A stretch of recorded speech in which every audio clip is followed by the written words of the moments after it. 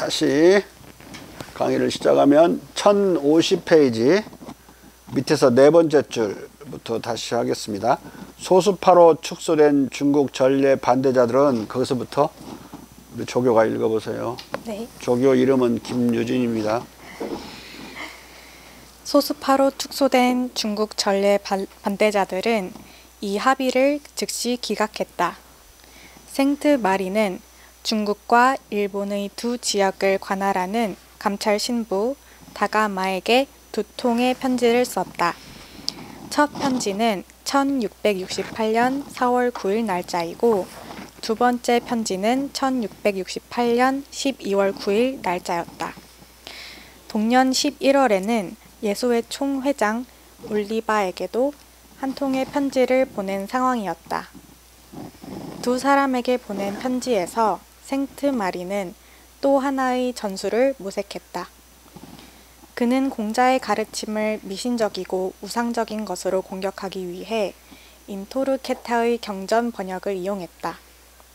그 다음 명백해진 것처럼 인토르케타의 번역은 그의 의도대로 미신을 벗어던진 공자의 가르침의 의미를 전달하기에 충분치 않았다.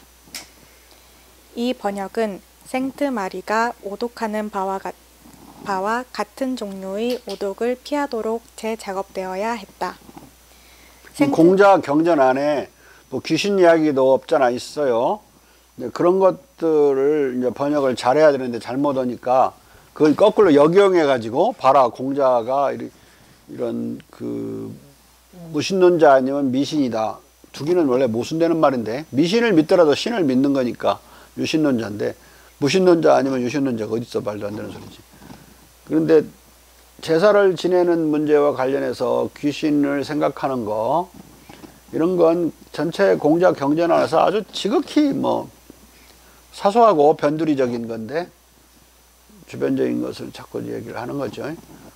공자가 충분히 그런 제사에 대해서도 일반 시민의 기념식 같은 추념식 같은 의미로 말하는 대목들은 뭐 번역을 못하는지 지나갔는지 하여간 귀신을 어떻게 섬깁니까? 그렇게 제자가 물으니까 산 사람을 잘 섬기지 못하는데 귀신 섬기는 걸 묻느냐 이렇게 답변을 한단 말이야. 그 말은 귀신에 대해서 섬기는 걸 물은 걸 피한 답변이 아니거든. 근데 그렇게 오해하는 사람들도 많아요. 피한 답변이 아니라 산 사람을 잘 섬기면 그 산 사람이 죽으면 제사 지내야 되잖아. 산 사람을 잘 섬기던 사람은 귀신도 잘 섬기겠지. 제사를 잘 지내겠다는 뜻이야. 근데 산 사람하고 싸우던 사람이 제사 잘 지내겠냐? 그런 깊은 의미가 있는지를 대부분 모른단 말이야. 산 사람을 중심으로 제사를 지낸다는 뜻은 제사를 지내는 그 순간, 그 시간에도 그 살아있던 사람의 살아있던 시절을 기억하고 추념하고 그 행적들을 이야기하고 그러는 데 초점이 맞춰지지 죽은 뒤에 사후에 그 사람이 천당 갔는지 뭐 갔는지 그 관심이 없죠. 한국 사람들은. 그러지 않아? 죽은 사람 그 뒤에 뭐 했는지 관심 있어? 알지도 못하는 세계에 대해서. 또 죽음에 대해서 물으니까 삶도 잘 모르는데 죽음을 묻냐 이렇게 답변을 한단 말이야. 어찌 죽음을 말하느냐고.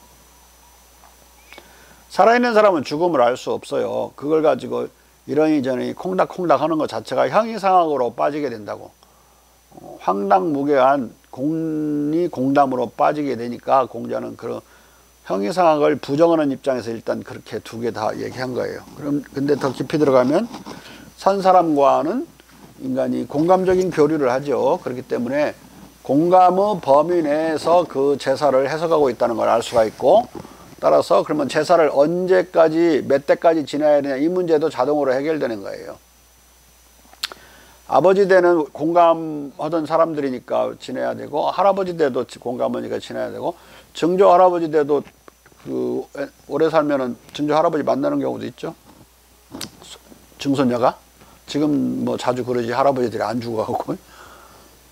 근데 4대 봉사 갖고는 문제가 있어요. 뭐 못 받는데 어떻게 제사를 지내. 제사 주체는 결국은 저 그 밑에 있는 증손자보다 하나 더 밑인데, 그래서 이제 성리학자들은 4대 봉사를 말하지만 대체로 이제 유생들, 유자들은 3대 봉사, 3대까지 증조 할머니, 할아버지까지만 제사 지내는 걸로. 그러니까 이건 공가무 범위 내에서 살아있는 사람과의 교감 범위 내에서 제사를 지낸다는 해석이 가능해지지요. 그러면 당연히 3대 봉사가 옳다고 봐야 돼요. 네? 이렇게 삶을 중심으로 다 데피니션을 정의를 해나가는 그런 뜻으로 한 거예요.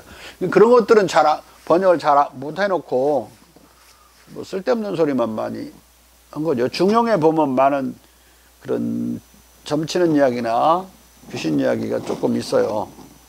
근데 거기서 그게 중심은 아니고 그냥 지성지도는 지극한 정성의 도는 미래를 알 수 있게 한다. 선지할 수 있게 한다. 그런 구절들이 있거든요. 그런 경우에는 미래를 알 수 있는 경우에는 지성지도로서 주역교회를 뽑으면 특히 미래를 잘 보여준다. 이런 구절들 뭐 점치는 것이죠. 근데 그런 정도의 신학적이고 주술적인 내용은 가령 칸트가 훨씬 더 많아요. 그리고 존 노크가 훨씬 더 많고, 그렇다고 해서 그 사람들을 주술가로 안 보죠. 공자의 경우도 한편으로는 주역에 관한 공부가 있지만 나머지는 주역과 관계되지 않은 예와 관계된 정치학과 관계된 거, 경제학과 관계되는 또는 사역과 관계되는 이런 내용, 언어학과 관계되는 이런 내용이 훨씬 더 많다. 그래서 이제 주역도 이제 또 들어가면 철학적으로 주역을 하고 있기 때문에 단순한 나와 나는 도덕 철학을 주역을 통해서 하고 있는 것이지 다른 그것을 가지고 명수를 추구하지 못하는 사무와 다르다 그래. 똑같이 점을 치는 국가 관리가 사무였거든요. 점쳐서 나라 일을. 그 사람들은 거기서 덕을 추구하지 않지만 나는 덕을 추구한다. 하는 일은 같지만 추구하는 일이 다르다고 그래. 그러니까 상당히 도덕 철학적인 거니까 철학적이죠. 그런 식으로 따지면 소크라테스는 맨날 신전에 가갖고 점치라고 그랬는데 모든 중요한 일은 다 점치라고 그랬어. 그러니까 이 친구를 사귈까 말까도 가서 점쳐보고 사귀라고 하면 사귀고 아니면 안 오라고 그랬으니까 훨씬 더 미신적이지 소크라테스가. 공자에 비하면 한 100배 미신적이라고. 그런에도 불구하고 예수는 더 미신적이죠. 맨날 자기가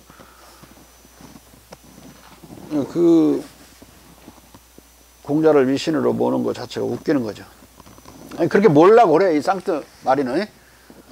그러면 이게 이제 공자 경전을 번역하려고 하는 예수의 신부들의 생각은 이제 머리가 복잡해지죠. 다시 번역해야 되는 문제가 생긴 거예요. 우리가 어떻게 해서 공자 경전이 1687년에 번역돼서 출판되게 되는가 파리에서 그걸 지금 추적하려고 사전 정리 작업을 하고 있는 거예요. 어떻게 그 책이 나오게 되는가. 그리고 그 책의 재정적 지원은 루이 14세가 했다고 그랬죠. 자, 응? 괜찮아. 응. 자, 읽어봐 다시.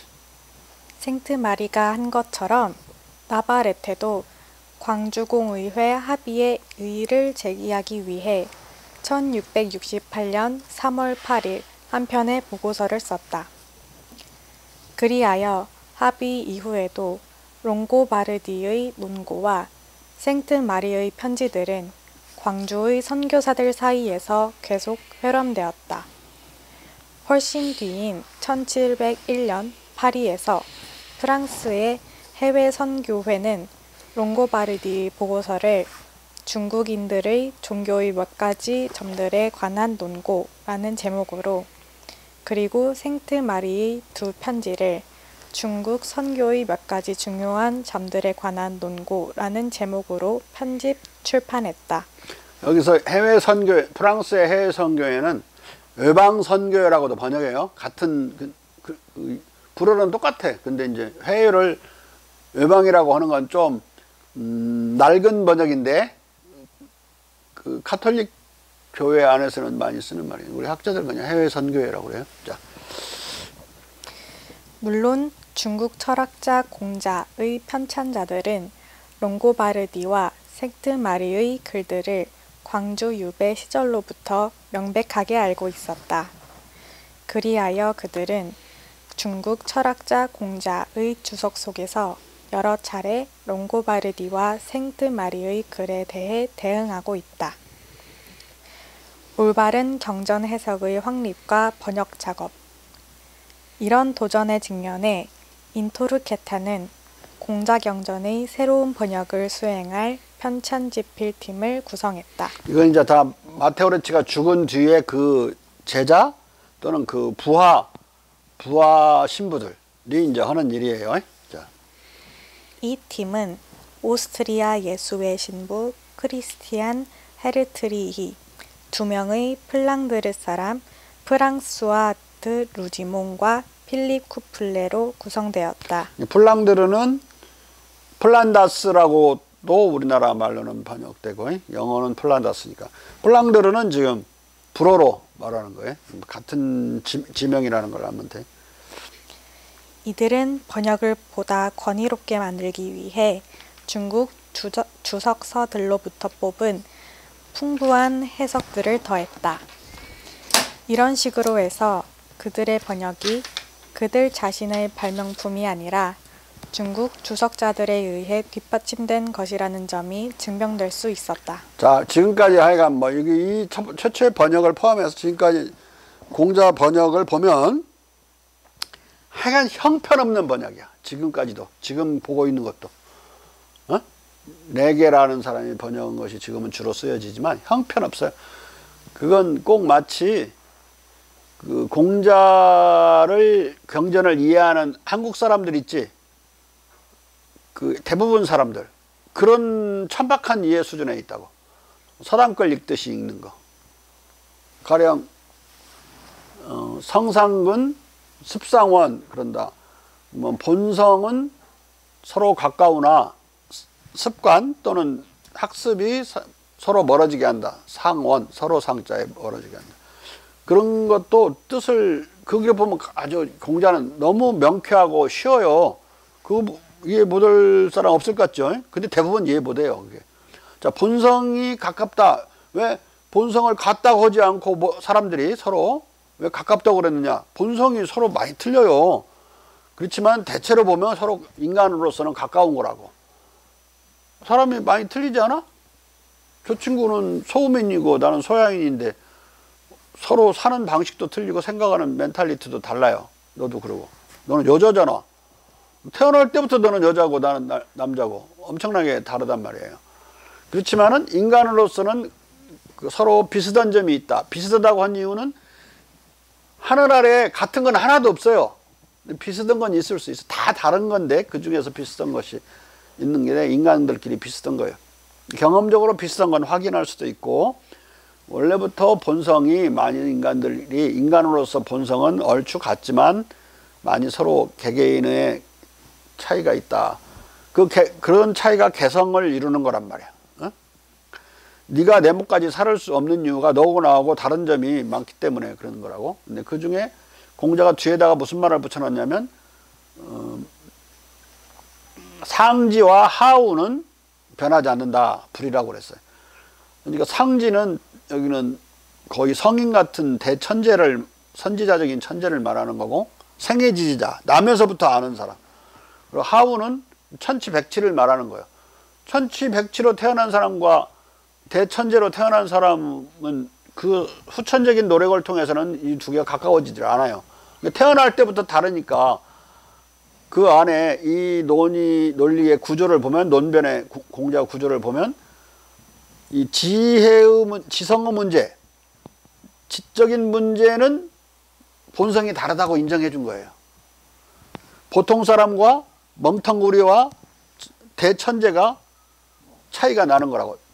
근데 이제 문제는 상지, 대천재도 극소수고 멍텅구리도 극소수니까 그 가운데는 상호 비슷하겠지만은 그 차이가 나는 거야. 그런데 왜 거기에서 지성만 말하고 지성 문제만 말하고 도덕성이나 기타 음악이나 음악 능력이나 이런 건 또는 체력이나 이런 건 말하지 않았느냐. 그런 건 대체로 비슷하기 때문에 어떻게 보면 머리 좋은 사람보다 머리 똑똑한 사람보다 그 머리 멍청한 사람이 더 도덕적인 경우가 많아요. 맨발의 기봉씨라는 영화 봤어? 엄청난 효자죠. 충청남도의 그 맨발의 기봉씨. 그런데 초등학교 1학년 지능도 안 돼. 초등학교 1학년을 못 따라가. 근데 엄청나게 착해서 초등학교 1학년 넣어놨더니 그 신발장도 다 정리하고 쉬는 시간에 계속 일해요. 남을 위해서 희생적으로. 누가 시키지도 않았는데 막 이러래. 그런 부분 도덕성은 인간이 웬만하게 다 비슷하다고 본 거예요, 공자가. 그런데 지성은 차이가 많이 날 수 있다. 그런데 이제 그 지성 문제도 공자는 이제 상지와 하우는 바뀌지 않으니까, 아무리 노력해도 바뀌지 않으니까 이제 그건 교육 문제에서는 논외로 하더라도 중간에 있는 사람들은 저 사람이 100번에 하면, 아니 저 사람이 한 번에 하면 나는 100번에 하면 되고, 저 사람이 100번에 아니 10번에 하면 나는 1000번에 하면 된다. 결과는 똑같다고 그랬어. 몇 번 연습해서 해서 한 번 그거 익히면 100번에서 익힌 사람이나 1000번에서 익힌 사람이랑 같다고 그래서 그런 지극한 정성으로 웬만한 그런 지능의 격차는 해소할 수 있다고 봤어요. 그러니까 그런 홉스나 서양 사람들처럼 머리에 지능 지수가 인간은 비슷하니까 평등하다, 이런 바보 같은 논리를 피지 않았다고. 공자는 인간의 도덕성이나 미학적인 거나 감각, 감정적인 것 또는 신체적인 것에서 인간은 비슷하기 때문에 평등하다고 얘기한 거예요. 그러면 성상근, 본성은 지능을 제외하고는 거의 비슷하니까 평등하다는 이야기를 한 거죠. 사람이 머리가 좋고 나쁘다고 그래서 특별히 불평등하게 대할 이유는 없는 거예요. 그 머리 좋으면 머리 나쁜 사람을 도와줘야 되는 게 도덕적인 거지, 깔보는 게 도덕적인 거야? 그거 아니죠. 그러면은 머리 나쁘고 좋은 문제는 서로 협력해서 해소하면 되는 거고, 그거 자체로 인간은 불평등이 생기지는 않는다. 왜냐하면 그 이유는 그 신분제를 머리 좋은 사람을 하나의 귀족으로 만들고 머리 나쁜 사람을 천민으로 만든다, 그게 논리적으로 성립할 수 있는 거야? 대천재는 극소수인데 그게 신분이라는 집단을 이룰 수가 없죠. 극소수니까. 멍텅구리도 마찬가지야. 하층민을 이룰 수가 없어요. 그 자체가 얼마 되질 않으니까. 신분이란 대단히 큰 인구 집단을 말하는 거거든. 그러니까 극소수를 가지고는 신분이 발생하지 않는다. 그러므로 머리가 좋고 나쁜 문제로는 신분이 발생하지 않아요. 귀족과 평민은 머리가 나빠서 구분되는 게 아니라 이 말이에요. 그러면 도덕적인 건 같은데 신분이 나올 수 있느냐? 같은데 어떻게 나와? 비슷하니까 신분이 있을 수가 없고. 만약에 그냥 그 습상원이란 말을 또 다시 성상건이 아니라 습상원에다 초점을 맞추면 다시, 이것도 쉽지 않아요. 왜냐하면 이 습자가 습관이라는 생활 습관을 말하는 건지 학습을 말하는 건지, 논어의 첫 구절처럼, 아니 그 학이 시습지 불령 역화 열화라고 할 때 그 학이 시습, 학습이라는 말, 학습으로 보면 이게 학습과 교육을 많이 받으면 차이가 많이 나는구나, 서로 멀어진다고 그랬으니까. 그러면 이게 간단한 문제가 아니에요. 당연히 학습으로 인해서 사람이 달라지지 않게 만들려면 당연히 교육을 보편화시켜야 되겠죠. 그래서 바로 그 대학에서 천자에서부터 서인에 이르기까지 수신을 기본으로 한다. 하나같이 기본으로 한다. 그 다음에 그렇게 천자를 가르치고 서인도 가르치면 되느냐? 근데 가르치는 내용이 다르면 안 되잖아요. 하나는 황제나 귀족적인 내용이고 하나는 그 맨날 나무하거나 대장장이 하거나 이런 거나 가르치면 안 되니까 유교무류라고 그랬죠, 공자가. 교육이 있으면 차별은 없는 것이다. 없어야 한다. 교육 내용이 같아야 돼. 그래서 한마디로 줄이면 만민평등교육을 주장한 거예요, 공자는. 그래서 습상원을 멀어지는 것을 가급적이면 멀어지지 않게 만들려고. 자, 이렇게 그 6자 성상건 습상원이란 말도 들으면 쉽지만 분석에 들어가고 해독에 들어가고 공자 체계와 연결시키기 시작하면 무지하게 복잡한 말이 된다고. 그러면은 모든 것은 이 에듀케이션, 인간의 평등은 에듀케이션에 달려있죠. 교육을 잘 시키면 평등할 수 있어. 만민평등교육이면 어떻게 돼야겠어? 유교국가는 만민평등교육을 실시를 해야 된단 말이에요. 그러니까 중국이나 한국은 모조리 다 만민평등교육에 따라 중국은 더 심하게, 조선보다 더 심하게 만민평등교육 체계를 세웠다. 그래서 우리는 서당 또는 학당이라고 했던 것을 중국에서는 사학 또는 사숙, 사자는 이제 회사할 때 사자, 그것은 촌락에서 세운 공립학교야. 사립학교는 사숙, 사숙 또는 의숙이 있어서 의숙, 그것은 거기 독지가들이 돈을 모아서 가난한 학생들을 가르치려고 세운 사숙인데 의연금으로 세웠기 때문에 의숙이라고 불렀고, 그 의숙은 독지가들만이 아니라 또는 같은 종씨, 문중에서 자기 문중에 가난한 학생들을 가르치려고, 자녀들을 가르치려고 세운 거. 그래서 사학, 사숙, 의숙 이 세 가지가 초등학교를 이루었다. 그 다음에는 사립 공립이 같이 있는 거죠. 그 초등학교. 그 위에는 이제 유학이라고 그래가지고, 유학은 부학, 중국은 이제 부라는 행정단위가 있으니까 부학, 주학, 고을주자, 주학. 또 이제 현학.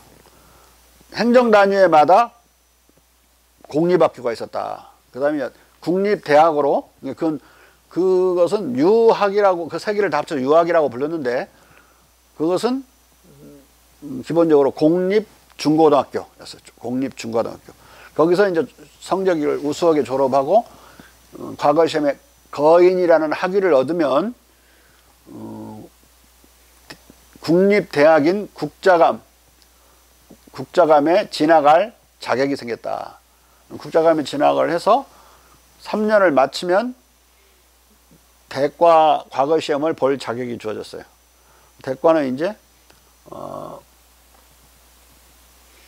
두 단계로 되어 있는데, 거인은 초시라고 그러고, 원래는 거인의 합격하는 문제는, 그 다음에는 이제 중간에 시험을 하나 보고, 그 다음에 전시가 있어서, 중간 시험은 원래 본래 대과지, 본 시험은 300명 정도 뽑았어요. 합격생. 그래서 이제 전시는 별전자니까 300명을 1등에서부터 300등까지 펴는, 순서를 정하는, 서열을 매기는 시험이야. 그 임금님 앞에서 궁전에서 실시했다. 그래서 이제 1등은 장원이라고 하는 건 알죠. 그 다음에 2등은 무슨 방이라고 불렀고, 3등은 타마라고 불렀어요. 그래서 이제 세 사람은 주로 이제 한림이라는 또 별도 칭호를 얻었다. 그래서 한림원으로 들어갔어요. 그 사람들이 이제 나중에 재상이 다 되고, 그런 사람들이었어요.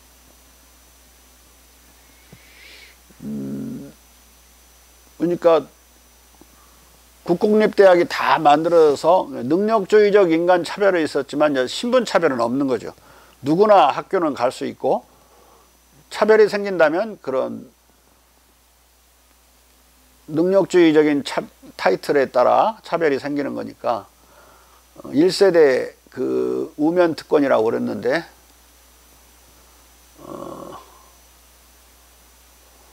우대하고 뭐 면제하는 거, 부역을 면제하거나 세금을 면제하는 거 다 합쳐서 우면특권이라고 그래. 그 우면특권은 일대에 한했다. 그러니까 아무리 고관 대작의 아들이라도 또 시험 봐야 되는 거예요. 그래서 신분제가 귀족제도가 철폐돼서 언제부터? 송나라 때부터 귀족은 사라졌다. 중국에서. 그러니까 일단 중국에서 이 선교사들이 오면, 중국에 오면 귀족이 없다는 소리를 모든 책에 써요. 그러니까 얼마나 유럽의 귀족들이 응? 위태롭게 느꼈겠어요. 이 책마다. 근데 이제 뭐 귀족 중에 상당수의 배운 사람들은, 철학자로 전신한 사람들은 그 나라가 좋다고 그랬고, 자기들 기꺼이 귀족주의를 포기하려고 생각하는 사람도 있고, 공부 안 한 놈들은 귀족주의를 가지려고 그러겠죠. 가장 그 대귀족으로서 중국과 조선처럼 이렇게 조선은 이제 양반은 있었지만은 4대까지만 양반이니까 4대 지나면 다 가짜 양반이야. 중종 때 4대까지, 그것도 이제 1대, 2대, 3대, 4대가 아니라 외할아버지가 양반이면 자기도 양반이거든요. 외할아버지까지 쳐서 4대조라고 그래요. 그러니까 사실 따지면 고조부가 양반이라도 자기 양반 아니에요.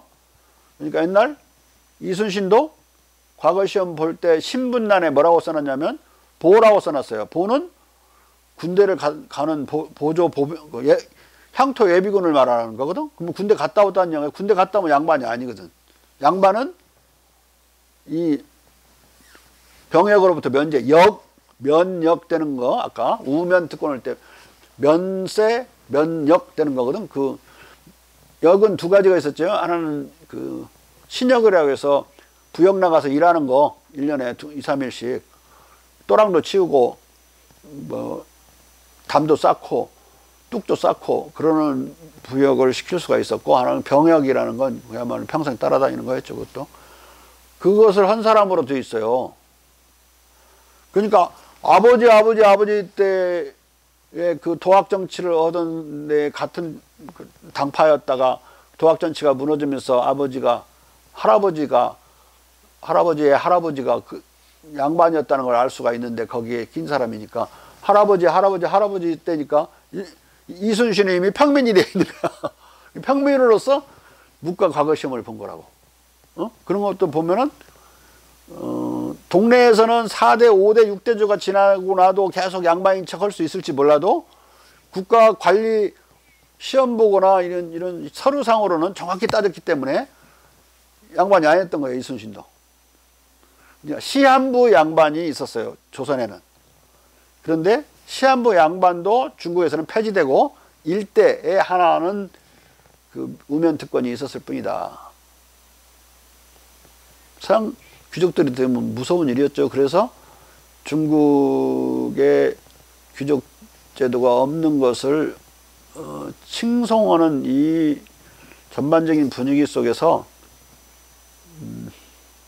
몽테스교회는 아예 귀족 제도가 없으니까 중국이 전제적이다라고 하는 그런 궤변을 늘어놔요. 이 귀족이 있어야 왕권을 견제하는데 중국은 귀족이 없기 때문에 견제 장치가 없어서 군주와 귀족은 같이 가야 되는데 하나만 있으니까 절름발이로서 전제적이라고 그런 거예요. 그런데 지금 모든 뭐 서양 중국학은 그런 말에 동조하지 않지. 왜냐하면 서양은 여기에 있는 선비, 중국의 신사죠. 신사의 권위가 왕에 의해서 부여되는 게 아니라 실력으로 시험을 봐서 진사라는 학위를 얻는 거란 말이에요. 거인, 생원, 거인, 진사. 생원은 수재라고도 불렀어요. 수재, 거인, 진사라고 하는 학위는 임금이 주는 게 아니란 말이에요. 과거 시험 제도가 주는 거라고. 그것도 실력이 있는 자에게 주는 거니까 실력으로 딴 것이라서 그 실력에 기초한 그 권위는 임금에 대해서 디펜던트하지 않아요. 그러니까 충분히 임금이 무시할 수도 없었지만 충분히 왕을 견제할 수 있는 그런 별도의 권위를 가지고 있었던 것이다. 이제 이렇게 지금은 해석하거든요, 다들. 그러니까 귀족이 뭐 지방에 있는 영지를 배경으로 왕한테 견제할 수 있다? 그 결국은 다 망가뜨리죠.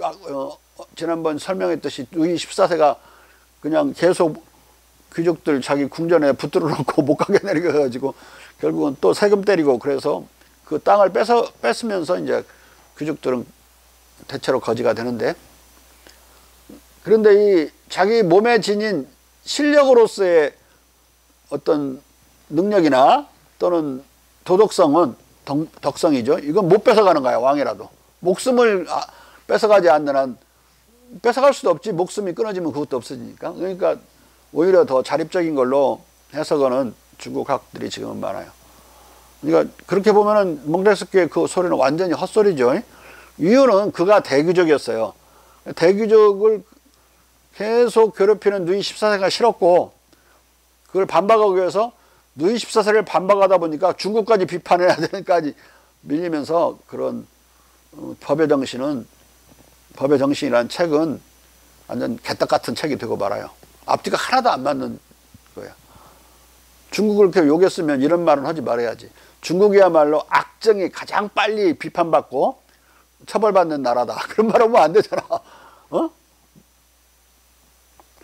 또 왕은 언제나 그 지방 수령들이 법을 지키는지에 대해서 그걸 감독하기 위해서 관심을 집중한다. 이런 말도 지가 하거든. 그러면 앞에서 엄청 욕해놓고 뒤에다 그런 소리 하면 앞뒤가 안 맞는. 근데 초 1판을 데이비드 휴미라는 사람의 사상을 많이 훔쳐 표절해서 쓰거든요. 이 사람이 편지로만 서로 주고받았기 때문에 그 표절된 내용이 지 생각인 양 거기 많이 나와요. 그 중에 이제 하나가 조그마한 향촌들을 하나의 작은 공화국으로 알고, 공화국을 연방으로 해서 안보를 위해서는 큰 나라가 좋으니까 연방을 하고, 나머지는 내정은 전부 그 작은 공화국으로 돌아가게 만든다. 이런 게 이제 데이비드 휴메의 생각인데, 그대로 그게 반복돼요. 미국은 그대로 실현됐죠. 주들은 내정은 다 90%는 각 주가 하고 10%는 이제 연방에서 하는 건데, 나머지 대외적인 정책은 대통령이 다 하죠. 우리나라가 가지고 있는 그런 행정권을 미국 대통령은 가지고 있지 않아요. 주에서 다 하니까. 이제 그런 구상을 이제는 몽테스키가 한 걸로 알고 있는데, 실은 데이비드 휴메의 사상이다. 휴메 다른 글에 써놓은 거에도 그대로 나오니까 휴메 것인지 알고. 그러니까 이제 좀 일판 내놓고 불안하고 한번 우연히 만났을 때 휴메 그래요. 내가 다 읽어봤는데 나의 의견은 내가 글로 보내주겠다. 글로 나중에 봤거든요. 2판을 낼 때는 대대적인 수정을 가하는데 일관되게 수정을 못해요. 앞뒤가 안 맞는 게 엄청 많아. 일단 제일 많이 나는 고쳐졌을 거라고 보는 게, 데이비드 휴먼은 대단히 친중국적인 사람이었어요. 중국을 칭송하는 사람이었고, 휴먼 이러면 비판을 했잖아요. 이게 일단 아구가 안 맞으니까 휴먼이 지적한 데는 다 좋게 또 고쳤겠죠. 지가 요게는 것은 또 남아있는 거지. 휴먼이 뭐라고 아는 부분은 그러니까 앞뒤가 안 맞아요. 뒤죽박죽책이 되고. 그걸 알려면은 근대 프랑스의, 지금 책 나와 있죠. 근대 프랑스의 공자 열강과 계몽 철학이라는 책을 보면 몽테스큐 편에 그게 자세히 분석되어 있어요. 자, 읽어봐 또. 이들은 사설을 다 포함시키는 방향으로 번역의 범위를 확장하기도 했다. 명백히 그들이 의도한 것은 이제 선교사를 위한 중국어 초보 독본이 아니라 장래의 선교사들을 중국 사상의 일정한 강독으로 인도하는 교본이었다. 그리고 공자경전은 예수회 선교 정책의 정통성을 증언하기 위해 요청되었다. 이 기간 동안 인토르케타는 중국 사상의 일반적 소개글도 썼다. 근데 이 사람들이 깊이 이해하거나 그런 사람은 아니에요. 원래 자기들의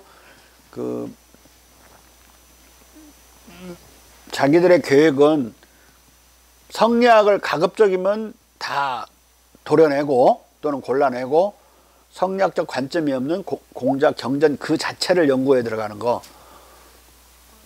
공자의 본의를 알려고 하는 거, 그것을 초점을 맞췄는데 나와 있는 책을 보면 주위에 주석이 있지, 그거에 많이 훼손돼 있어. 훼손돼 있다고. 그리고 앞뒤도 안 맞는 경우도 있고. 뒤에 이제 나오겠지만은 자기들의 계획도 잘 지키질 못해요. 그러니까 깊이 연구를 못한 거지.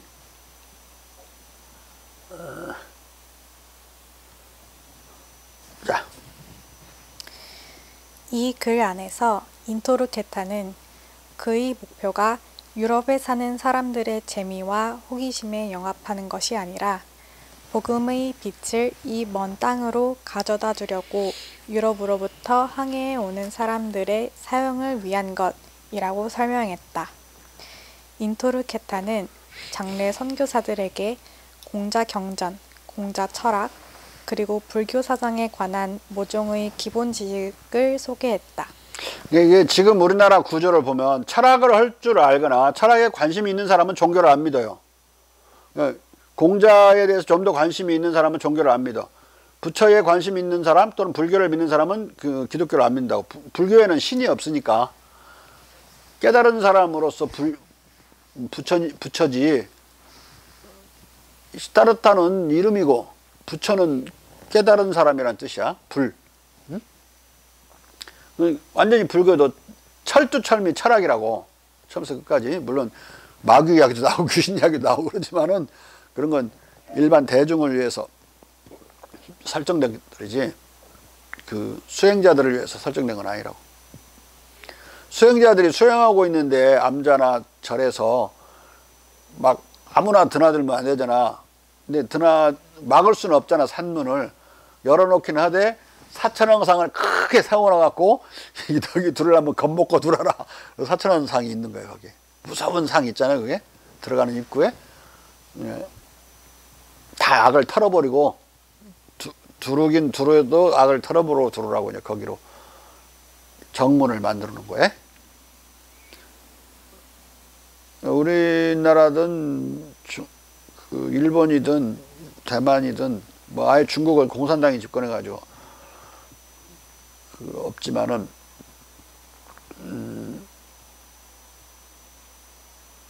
철학적이면 철학을 알면은 일반 공식은 이 종교를 안 믿는다. 그러면은 다른 말로 뒤집으면 철학을 할 줄 모르는 사람만 우리나라에서 종교를 믿는다고 생각하면 돼. 대체로 그래 보면 꼭 맞은 건 아닌데 대체로. 응? 철학을 할 머리가 없는 사람들. 그럼 뭐요? 대중들이 종교를 믿는 거죠. 근데 서양도 마찬가지로 그렇게 되어가요. 공자 철학을 받아들이는 상층의 지식인들은 전부 탈기독교화돼요. 기독교를 안 믿는다고. 윤치호라는 사람은 조선 말에 선교사에 의해서 포교당해가지고 기독교인이 돼갖고 미국으로 유학 가죠. 가서 보니까 대학생들이 하나도 안 믿는 거야, 이 기독교를. 막 그 일기장에다가 막 뭐라고 해놨지, 걔네들한테. 너희들은 뭐 기독교 종교를 안 믿어도 그렇게 지혜롭다고 그러는데 실은 너희들 또 기독교 문화 안에서 자라나서 그러는 것이지, 너희들이 자라나지 않았다면 그렇게 무신론적인 입장을 취하지 않을 것이다. 뭐 이렇게 써놓고, 또 기독교의 그 안경을 써야만 세상이 제대로 보이지 맨눈으로 이 세상이 보이냐, 뭐 이런 말도 안 되는 교변도 늘어나요. 아, 맨눈으로 봐야 그게 성한 눈이지, 꼭 안경 쓰면, 나처럼 안경 쓰면 성한 눈인가? 맨눈으로 사물을 잘 보는 눈이 건강한 눈이지. 맨눈으로, 기독교가 없이 맨눈으로, 영혼을 맨눈으로 볼 수 있는 사람이 건전한 영혼을 가진 사람이지, 기독교에 의존해야만 도덕을 아는 사람이 그게 건전한 거야? 정신적인 장애인이지. 지가 이상한 비유를 해갖고 오히려 무덤 파는 비유를 해요. 그렇게 맨눈으로 봐야 건강한 거지. 어? 너도 안경 썼구나. 어? 일부러 벗어 이제 또. 응? 건강해지려고 벗어? 자. 또한 인토르케타는 많은 지면을 역경을 소개하는 데 할애했다. 학파들의 소개는 미신의 오염으로부터 자유로운 완전히 합리적인 철학으로서의 고대 유교에 아주 이로웠다. 이런 소개를 통해 선교사 후보들은 공자경전의 예수회적 강독, 즉 선교사업의 필수적인 강독 속으로 들어올 수 있었다.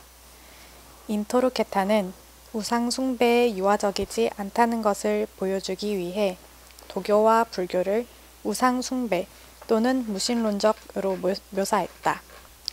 이 에세이는 나중에 중국 철학자 공자의 머릿말의 첫 절반이 된다.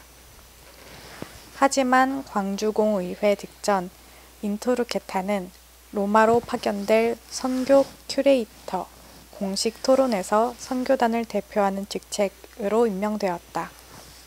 그는 중국인 성직자의 성직 수임과 기도문의 중국어 사용에 대한 동의를 얻어야 했다.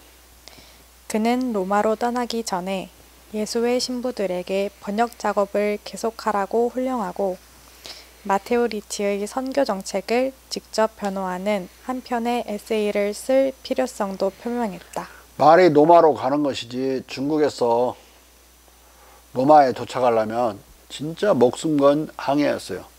일단 남중국해를 통해서 수마트라 해협을 통과해야 되는데 말라카 해협을 거기 해적들이 엄청 많았고 풍랑도 거셌어요. 지금도 마찬가지지만 해적만 줄어들었지 풍랑은 여전하고, 근데 그 인도양을 가로질러 가지고 희망봉을 돌아서 연안, 아프리카 연안을 따라 가지고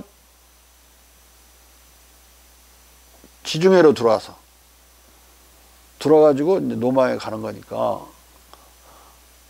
죽기는 훨씬 쉽고 살아남기는 대단히 어려운. 거기서 어디서든 죽을 기회는 너무 많아. 너무 험해서 전체가. 근데도 이제 광신도들이니까 목숨을 걸고 왔다 갔다 하는 거예요. 자. 이 에세이는 그가 쓴 에세이의 보완으로 의도된 것이다. 중국 철학과 경정 텍스트의 소개 외에 고대 중국이 어떻게 우상 숭배로부터 안전하게 보존될 수 있었는지를 논변할 필요가 있었다. 독자도 달라야 했다. 이젠 독자가 서양 정상적인 철학자들이어야 돼. 또는 최고 수준의 철학자들이어야 돼. 그 이전에는 금방 선교 사업을 하러 도착한 그 중국말도 모르는 젊은 선교사 또는 신부들이었단 말이야. 그리고 중국어를 배우는데 초점이 맞춰져 있는, 그러나 철학을 가르쳐야 되고 철학을 정확히 알 수 있게 번역을 해야 되기 때문에 독자가 달라졌어. 일단 대상으로 삼는 독자가. 자. 이제 더 이상 장래의 선교사가 아니라 유럽의 지식인들과 교회 관리들이어야 했다. 이 변호론적 에세이는 중국 철학자 공자의 머릿말에 후반부를 이르게 된다. 인토르케타는 1668년 9월 3일 마카오에서 배를 타고 로마를 향해 떠났다. 중국 지역 대목이 된 구베아는 이른 시점부터 번역 사업에 약간 유보적이었고 마침내 1670년 남은 3명의 신부들에게 이들의 건강을 해칠까 염려해서 또는 시간이 부족해서 사서 중 가장 두꺼운 책인 맹자의 번역을 중단하라고 명했다. 구베아는 이 예수회 신부들이 번역 작업에서 빨리 해방되어 이미 5년 동안 목사가 없는 기독교 공동체들을 위해 일하도록 파견되기를 기대했을 것이다. 근데 실은 그들이 건강을 염려해서나 시간이 부족해서 이걸 못 오게 만든 게 아니라 거기에 맹자 안에 들어있는 결정적인 2대목, 혁명론이 계속 전개되니까 그걸 유럽은 혁명이라는 걸 몰라서 왕을 뒤집어 엎어서 목을 자르고 그런 건 모른단 말이에요. 무서워서 번역을 못하는 거고, 그 다음에 본성 도덕론, 아까 그런 복음이나 계시에 의해서 도덕이 생긴 것이지 인간이 타고나기를 그런 도덕적인 성정을 가지고 타고났다. 그러므로 이제 하느님이나 그 성직자가 필요 없이도 도덕적으로 완전한 인격체가 될 수 있다는 그런 이론을 전개하고 있기 때문에 맹자가 잘못하면 기독교 전체 무용지물이 될 수가 있어요. 번역을 못하게 한 거예요. 그 이유가 더 커요. 근데 시간 부족, 건강 이런 거 들고 있죠. 자, 1670년 브라나카티, 그레슬론, 르포르가 철저한 교정을 가했고 번역문을 경전 원문 및 주석들과 대조해 검토했다. 근데 형편없는, 이게 수도 없는 사람은 손을 탔는데 나트너 번역을 쭉 몇 군데를 시도해보면 엉터리 번역이에요. 엉터리 번역.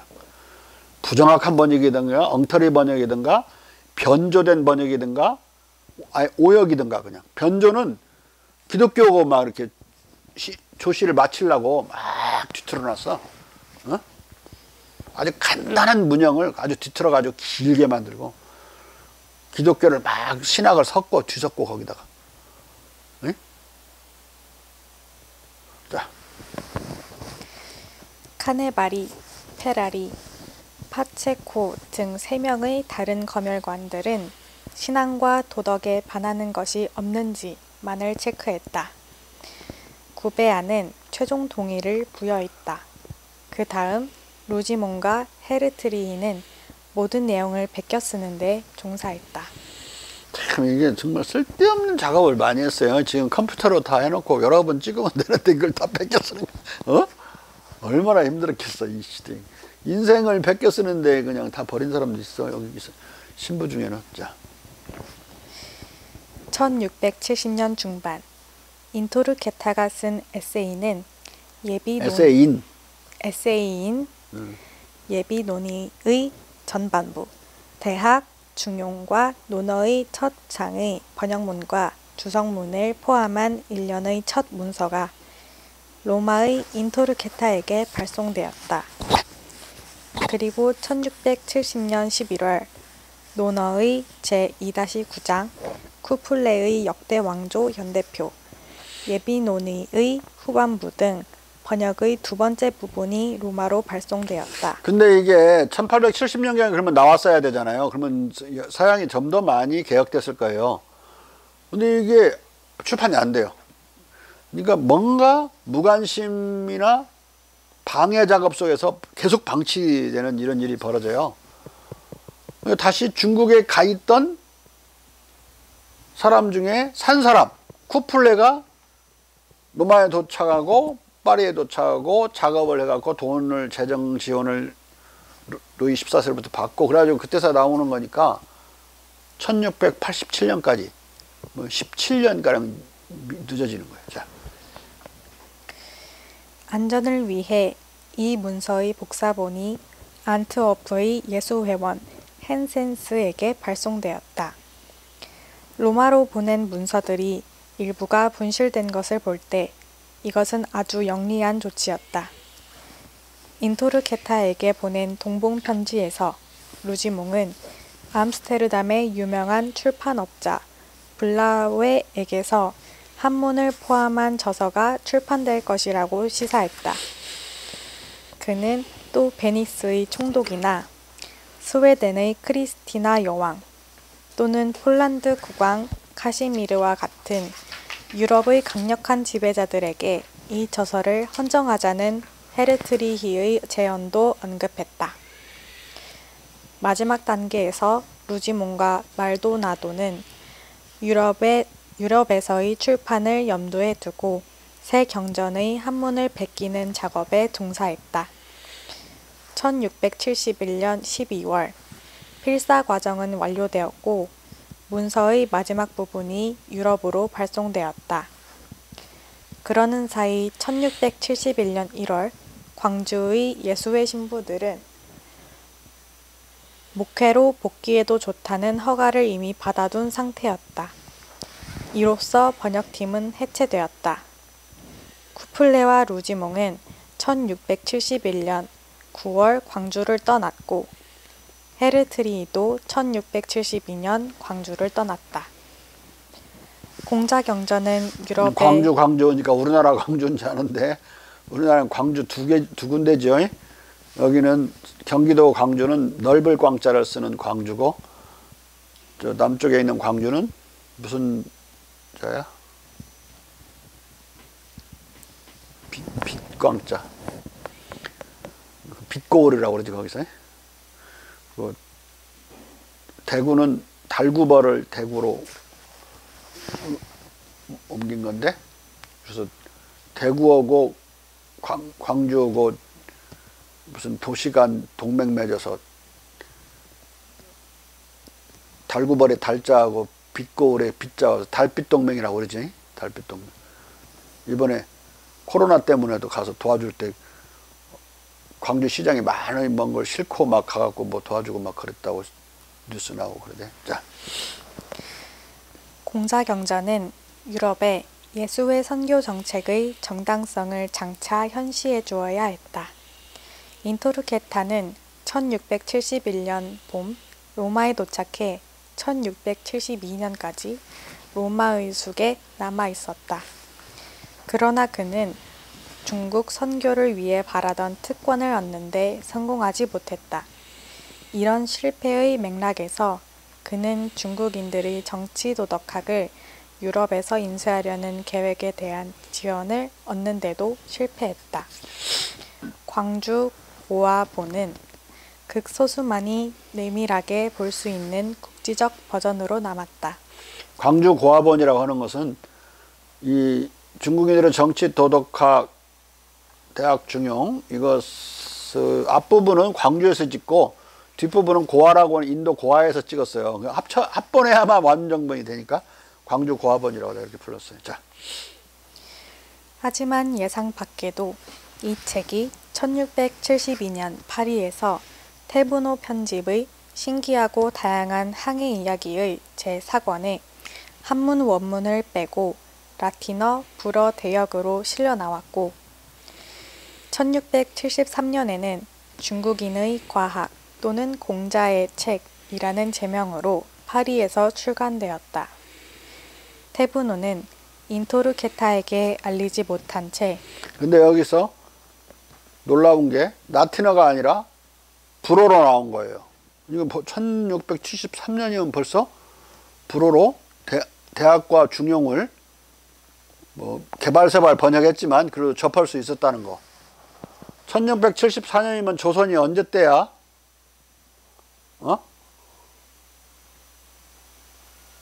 막 병자호란, 병자호란 막 일어나고 막 이런 때죠, 우리나라에. 그런데 이때 경전이 서양에 전해지는 거야. 자. 독자적으로 이 책의 부력 출판을 감행한 것으로 보인다. 1593년 루기리의 대학 수장의 첫 몇 줄을 라틴어로 출판한 것을 제쳐놓으면 1673년의 이 책이 진정으로 유럽에서 공자경전의 최초 번역으로 간주될 수 있다. 하지만 공자경전 전체의 출간은 계획대로 진전되지 못했다. 인토르케타는 루지몽이 보낸 첫 문서들을 일부 받았으나 그 문서들을 다 받지는 못했다. 1672년 6월 로마에서 헨센스 신부에게 보낸 그의 서신에 의하면 인토르케타는 헨센스가 나머지 부분의 원고를 보유하고 있는 것을 알았고 나머지 부분이 아니라 몽땅 또 하나의 필사본이죠. 갖고 있는 것이죠. 근데 자기가 없는 것도 갖고 있었으니까 나머지라고 표현한 거야 지금. 자. 원고들을 다 모아 네덜란드에서 출판해 줄 것을 헨센스에게 요청했다. 이 시점에 예수의 신부 아나타시우스 키르허가 개입했다. 아타나시우스 키르허. 아타나시우스 키르허가 개입했다. 그의 조언에 따라 인토르케타는 네덜란드에서 출판할 결심을 굳혔지만 출판업자는 블라웨가 아니라 얀센을 선호했다. 얀센은 이미 키르허의 저작들을 출판했기 때문이다. 이 당시에 이미 키르허가 상당히 늙은 사람이었는데 대단히 친중국적이고 중국 열광자 중에 한 사람이었어요. 또 중국에 관한 책도 스스로 냈고. 자. 하지만 인토르케타가 로마를 떠난 뒤 키르허는 알 수 없는 이유에서 헨센스 신부에게 모든 원고를 로마로 보내달라고 요청했다. 그러나 키르허는 이미 너무 늙었고 번역 원고는 10년 동안 로마 의숙의 사물함에 묻혀 있었다. 1680년 키르어가 사망하고 난 뒤 번역 사업은 유럽에서 완전히 잊힌 것으로 보였다. 참 안타까운 일이죠. 1680년까지. 자, 중국에서 선교사들은 모두 너무 바빴다. 인토르케타는 1674년 중국으로 돌아왔고 감찰 신부가 되었다가 중국 지역 대목으로 승진했다. 쿠플레가 상해의 송강지구에서 목회 활동에 전념하는 등 다른 예수회 신부들도 목회 활동에 여념이 없었다. 그러다가 다행히도 쿠플레가 예수회의 큐레이터로서 유럽으로 파견되기에 이르렀다. 중국인 카톨릭 개종자 신복종이 동행했다. 쿠플레는 이게 뭐야, 쉔퍼종 뭐 어떻게 막 이렇게 두 가지로 막 표현되는데, 이 사람의 한자를 알아내는 게 진짜 비밀이에요. 비밀 작업, 비밀을 찾은 작업이야. 그리고 내가 다행히 알아가지고 한자를 알아내서 이렇게 써놓은 건데. 자, 쿠플레는 1681년 12월 5일 마카오를 떠나 마침내 1683년 10월 8일 네덜란드에 도착했다. 여기서 중국 선교의 최근 동향을 설명한 그는 선교를 위한 새 인원을 충원하고 서적을 사는 등 큐레이터 일로 바빴다. 근데 신복정이든 또 여기서 이 사람 말고도 많이 오거든요. 중국 사람들이. 적어도 10명 이상은 이렇게 띄엄띄엄 와요. 이들이 서양의 문물을 중국에 하나도 전하지 않아.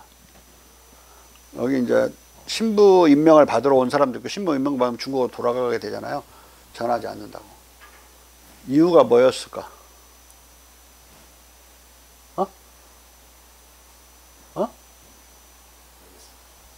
전할 것이 없어. 우리가 인도에 지금 갔다 온다고 치자. 그럼 인도에서 한국으로 전할 게 있냐? 아프리카에 간 거나 똑같지. 너무 이질적인 것이나 있지, 격차가 나서 높은 게 없잖아. 높은 거면 바로 바꾸지. 편리한 걸, 거기서 살다 보면 편리한 걸 잊지 못해서 한국에 돌아와서도 그걸 재현하려고 애를 쓰겠지만, 그럴 이유가 하나도 없었어요. 너무나 낙후했던 거야, 서양은. 무슨 알겠어? 그 문화가 달라서 거부감을 가졌던 게 아니고, 문화는 높은 문화와 낮은 문화가 있는 경우에는 물이 아래로 흐르듯이 무조건 높은 데서 아래로 흐르게 되어 있는 거예요. 근데 가져올 게 없으니까. 그게 높은 나라가, 문화적으로 높은 나라가 적군이라도 가져와요. 가져와야 이기지. 싸우면 더 빨리 갖고 와. 적대 관계인 경우에는. 그러니까 권력 차등도, 격차도, 적군과 아군의 차이도 문화의 높낮이는 넘어가 버리는 거야. 무슨 알겠어? 문화는 권력과 무관한 것이다. 문화와 기술은 서로 막 가져가려고 그러고 또 전하려고 하기도 하고, 그래서 못 막는 거야.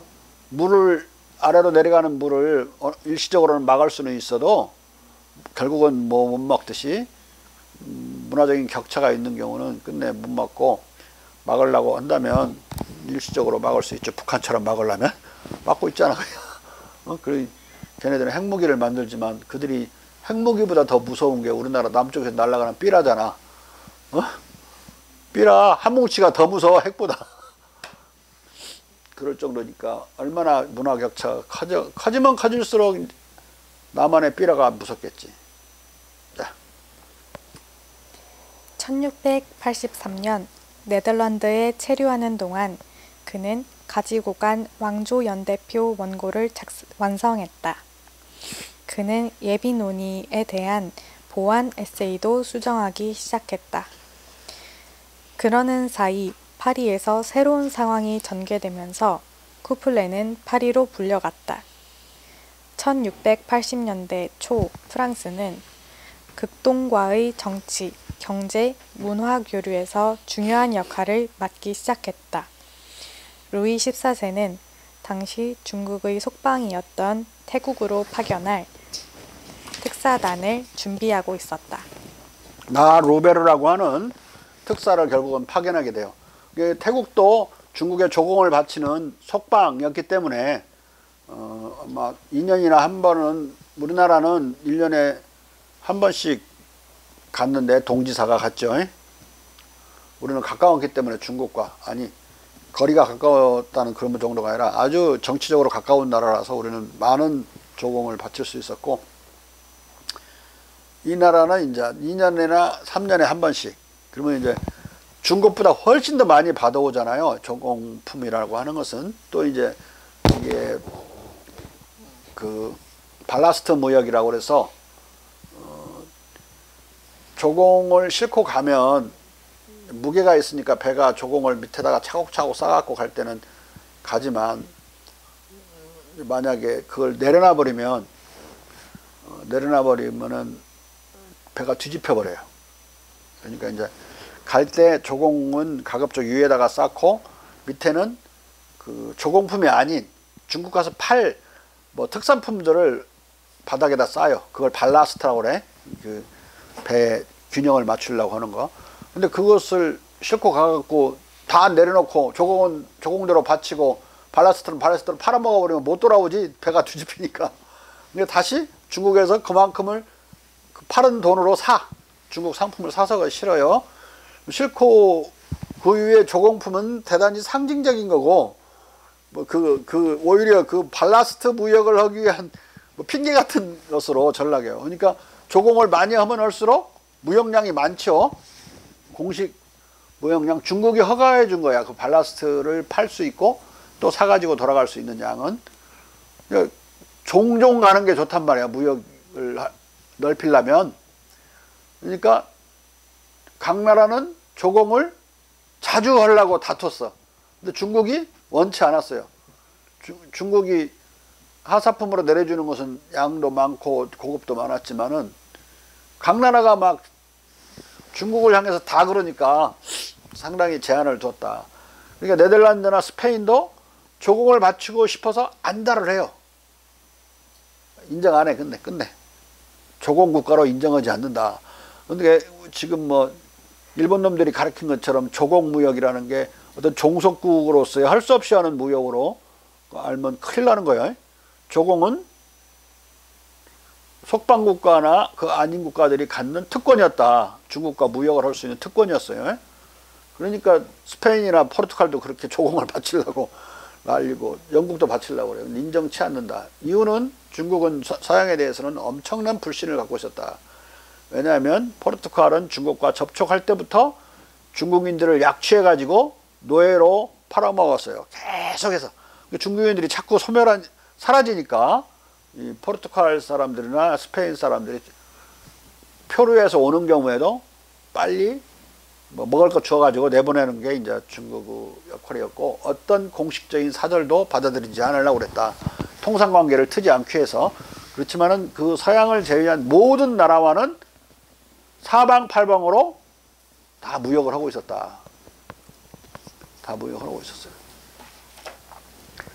사방팔방으로 무역을 하고 있었을 뿐만 아니라 사무역, 공식 무역뿐만 아니라 사무역도 엄청나게 사방팔방으로 하고 있었다. 그 다음에 세 번째 중요한 측면은 그 중국인들이 자기들은 중국 안에만 틀어 앉아가지고 그렇게 무역을 받고 그런 게 아니라 동남아 모든 지역으로 중국인들이 퍼져나가가지고 일종의 화교대로 상업, 즉 화상 네트워크를 구축했고, 그 네트워크는 심지어 멕시코까지 뻗쳤다. 이미 청나라 중기 이후 명나라 말부터 중기까지 계속 그렇게 중국의 발전된 문화를 배경으로 한 중국인들의 해외 확장이 이루어졌어요. 근데 그 대신 서양에 대해서는 별 관심이 없었어요. 그 문화의 야만성이 있어서, 그래서 뭐라고 그러지? 양이라고 그랬지. 서양 오랑캐라고 부를 정도로 우습게 알았기 때문에 조선도 그들에게 관심이 없었고 중국도 관심이 없었다. 일본도 관심이 없었어요. 일본은 딱 하나, 그 네덜란드 무역만을 인정하고 포르투갈은 반란을 시도했던 그 전력 때문에 다시는 인정치 않아요. 인정치 않는다. 농민들을 가톨릭 신도를 만들어 놓고 4만 명이 반란을 일으키도록 해서 일본 정부는 그 4만 명을 회유하고 그러려고 해서 진압을 하려고 그랬지만 회유를 안 당하고 이 프란체스코파나 도미니크 파들, 예수회도 아니고 그놈들은 아주 이제 독종들이라 거기서 4만 명이 끝까지 싸우다가 옥사해버려요. 그런 일을 한번 겪고 나서는 일본 정부는, 다이모들은 절대로 이 포르투갈을 인정치 않고 스페인도 인정치 않아요. 그래서 네덜란드를 무역 상대국으로 선택하고 영국과 네덜란드를 선택했는데 영국은 관심이 없어서 그만두고 네덜란드는 끝까지 하죠. 끝까지 해서 많은 이익을 보죠. 어떤 일이 벌어지냐면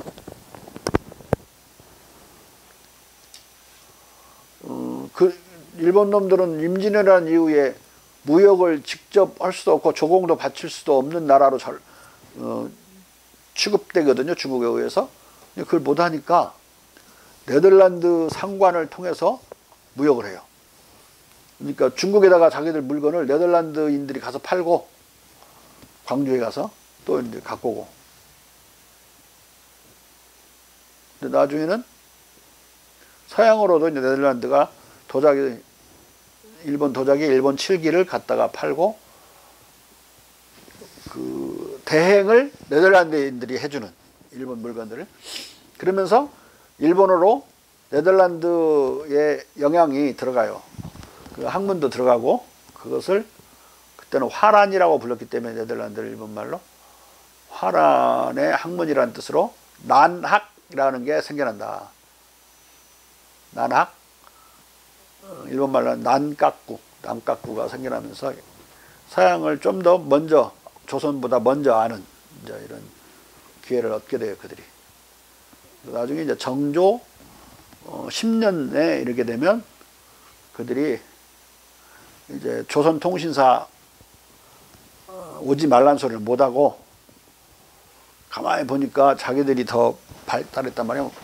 발전한 것 같고, 그러니까 괜히 돈만 드니까 조선통신사를 융숭하게 대접하는 게 원래 전례였단 말이에요.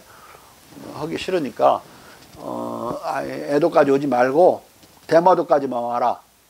그래서 이제 그게 역지빅내, 땅을 바꿔서 빅내를 거기서 하자. 우리로 따지면 저기 인천공항까지만 오고 더 이상 오지 말라고 서울로 들어오지 말라고 한 거예요. 그러니까 이제 우리 예부에서는 그 전례에 맞지 않다. 그래갖고 이제 예에 맞지 않다는 걸로 계속 논쟁을 해가지고 정조가 죽을 때까지 한 번도 조선통신사가 못 가요. 역지빅내는 못 온다는 이거죠. 이건 안 가고 순조 1년에 역지빅내를 최초로 하게 되는데, 최초의 역지빅내이자 최후의 역지빅내가 되고 말해요. 그걸로 조선통신사가 끝나는데 일본은 어떤 상황이 있어서 그랬느냐. 조선과의 무역을 안 해도 서양과 무역을 통해서 많은 걸 얻을 수 있고 또 자기들이 많이 부자가 되어가고 있다고 생각한 거예요. 조선을 필요치 않게 됐는데 정조, 즉 천재군주로 알려진 정조는 그에 대해서 까마득하게 몰라요. 왜냐하면 정조 10년에 마지막 통신사가 갔다 오는데 정약용의 책에도 나와 있지만은 가면서 이놈들이 막 조선통신사가 오면 막 시도 쓰고 뭣도 써가지고 자기들 품평해달라고 막 가서 바치면 거기서 이제 대마도에서 묵으면서 뭐 품평해주고 뭐 또 다른 데 가는 길목마다 그냥 품평을 해주고 쉬면서 하루 쉬고 막걸리 마시고 가고 이제 일본 술 마시고 가고 이제 사케 그리고 쭉 가잖아요. 그러면 이제 이놈들이 그 동네 시인들이 다 그걸 품평을 받아요. 돌아올 때쯤에 이놈들이 시집을 만들어 가지고 인쇄해서 돌아오는 통신사에게 줬어요. 마지막 통신사에게. 한 달 만에 이 새끼들이 인쇄가 다 끝나버린 거예요. 이런 게. 인쇄술이 대단히 빨라졌고 발달했다는 걸 알아야 되는데 자식들 꽤나 빠르네. 그러고 왔어. 그리고 뭐 와서 반성도 안 해. 그 통신사들이라는 게. 이제 그때 책도 많이 갖고 들어와서 이제 뭐 돌아다니고, 그러니까 정약용도 그 일본 책을 좀 보고 그러거든요. 그게 이제 나는 뭘로 보느냐. 유교 국가가 중국화된 유교 국가. 일본은 별로 중국화가 별로 안 돼 있었던 건데, 왜냐면 중국화를 거부하고 막 저항했기 때문에.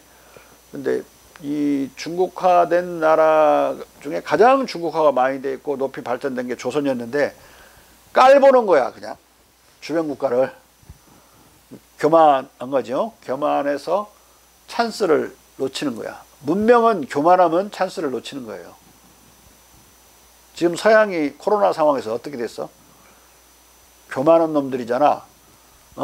우리나라 싹 문 쳐닫아 버리고, 그랬다가 지금 이제 거꾸로 우리가 더 발달한 걸 알고 막 우리 거 베껴가고 뭐고 난리가 났는데, 그 중에 가장 웃기는 나라가 어딘지 알아? 스웨덴. 뭐 집단 면역을 뭐 만든답시고 개떡이나 막 그래가지고는 그 지금 사망자가 우리보다 4배 많고, 아마 오늘 밤 지나고 나면 누적 확진자도 우리보다 많을 거예요. 지금 추가 확진자가 우리보다 훨씬 많으니까. 오늘 우리나라가 추가 확진자가 어저께 25명이었죠. 6명은 해외 입국자니까 빼면 19명, 10명대 단위로 떨어졌는데, 내가 말이지 추가 확진자가 20명 미만이면 술 마신다 해서 문자를 카카오톡으로 보냈는데, 해외 입국자를 넣냐 마냐 갖고 이제 논쟁이 붙었어. 당연히 해외 입국자도 막 와서 돌아다니니까 넣어야 된다. 이영재 박사. 또 요영아 박사도 또 그 입장이야. 근데 이제 황희경 씨가 한다는 소리가, 인민일보사 서울 지국장이 한다는 소리가, 지사장이 하는 거야. 그러면은 못 먹는데 술. 해외 확진자는 계속 늘을 텐데 포함시켜서 계산하면은 20명 미만으로 떨어지기가 어렵다 이거지. 나머지 우리 동포들은 계속 이제 올 텐데, 특히 미국에서 많이 올 텐데, 미국에서 오는 사람이 과반이 넘어요. 미국은 지금 56만 감염자가 넘었잖아요. 못 먹는데요. 그래서 내가 다시 해외 입국자를 집어넣어서 계산하면 술 못 먹게 된다는데, 그래서 문자를 카톡을 보냈더니 유영아 박사는 뭐 빨리 아니 그러면 나는 빼요. 자기는 빠져나갔어. 왔다 갔다 해서 지금. 그래서 내가 최종적으로 지금 결론을 내려놓은 게, 해외 입국자를 확진자를 집어넣으면 당장 술 마셔야 되고, 왜냐면 32명이 있을 때 24명이 해외 입국자였지? 어저께인가 그저께인가?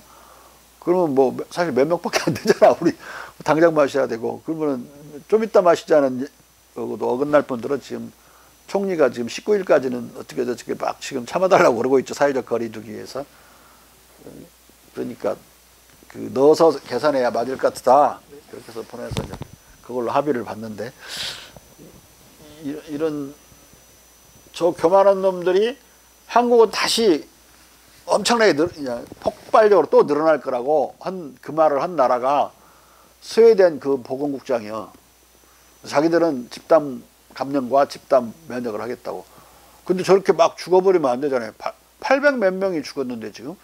그리고 확진자는 만 명이 넘어서 한 100명, 200명 될 거예요 지금 현재. 아마 오늘 밤에 우리를 넘어갈 거라고 해야 돼. 근데 말이지, 이런 전염병을 가지고 국민을 상대로 그 실험을 하면, 그건 실험을 넘어서 생물학전이에요. 생물학전.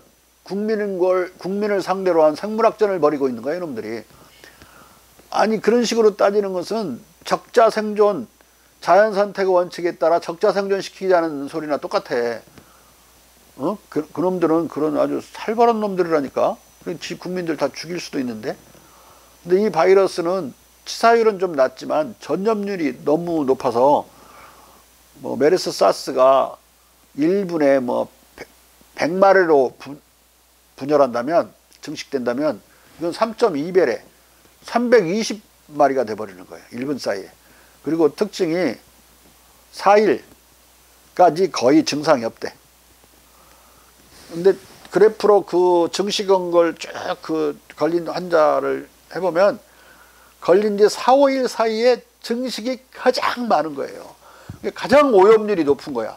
환자에게는 거의 증상이 없거나 조금 증상이 나타난 때가 증폭이 훨씬 더 많이 되는 거야. 그러니까 이게 이놈이 머리가 있는지 모르겠지만 바이러스가 역류해졌어요. 그래서 숙주를 보존한 상태에서 가장 많은 전염을 시키고 그 다음에 자기도 살아야 되니까 그때는 병나게 만드는지 모르겠지만 5일부터는 그런 식으로 되어 있다는 거예요. 대단히 위험한 전염병이죠. 그렇게 해서 치사율은 낮지만 엄청난 전염 병모가 넓으면 많은 국민이 죽잖아요. 특히 고령 사회는 노인들이 많아서 엄청나게 죽는데 그것을 집단 감염을 통한 집단 면역을 만든다고 하는 그 정책은 대국민 생물학적이나 마찬가지인 거예요. 적자만 생존하라. 그런 건 아무 국가가 역할을 안 하는 거죠. 그건 자연 상태에서도 벌어지는 내추럴 셀렉션이니까. 근데 사실 어느 전염병에도 인간은 살아남아요. 근데 무지하게 많이 죽고 살아남는다고. 그 살아남은 사람은 면역이 생겨서 뭐 그 질병에는 안 죽겠죠. 다시 와도. 그렇지만은 그놈이 또 변형을 일으켜서 다른 식으로 들어와. 그러면 또 죽어. 그렇기 때문에 이 전염병과 싸움을 해야 된다고. 초장부터 하지 않으면 약간 도와주면 살 수 있는 사람이 죽어버려요.